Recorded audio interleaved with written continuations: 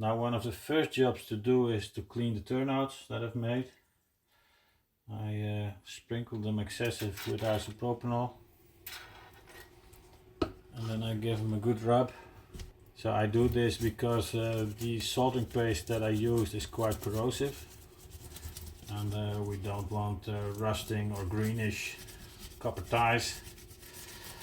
The track itself is made of stainless steel, so it won't rust very much, but the copper ties will, and we just don't want that.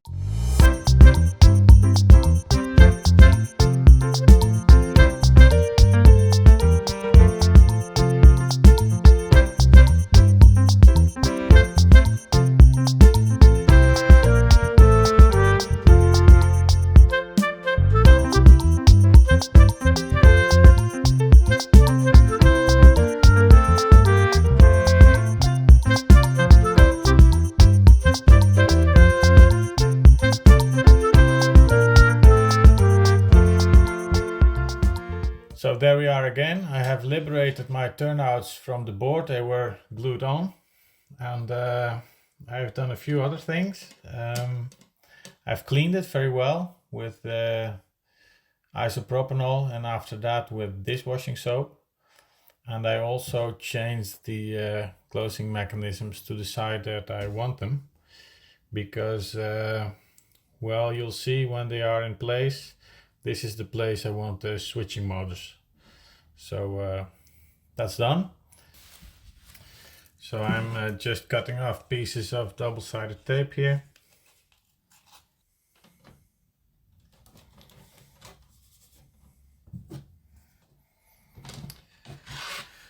So now I can cut off the excess.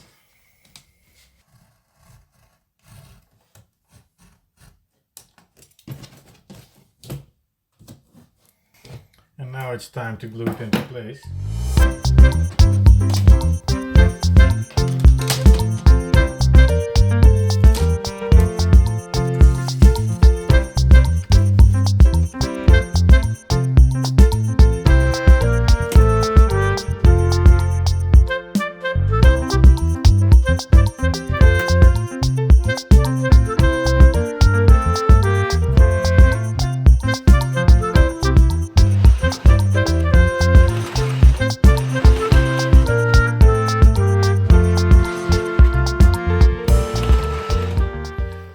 Now this joint of course has to be soldered later, but the switches on this side still have to be revised a little bit. So I will do that in a next video, but for the time being this is strong enough. It won't derail and it isn't as smooth as I would like it to be in the final position, but for now it's good enough. It drives, so that's alright. Now next thing to do is to cut these in size and then attach flex rails to it.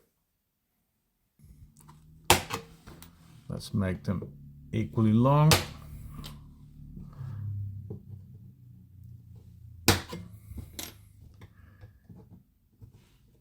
So I could cut them off here of course, but then I have to throw away all those rail and I don't like that. And I just slide on the ties from the flex rail onto this, then the distance is exactly right and I can move them about a little bit. So let's do that then.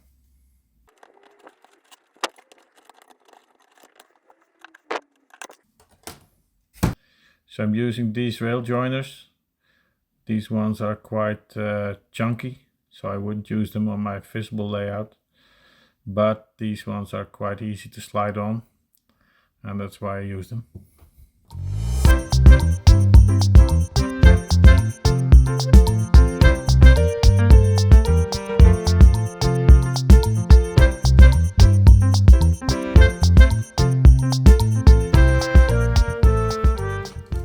So there we are, that's the first 4 flex tracks. Now let's go to the end and finish that up. So there you see the result for today. 4 staging tracks. So now let's fill them with trains.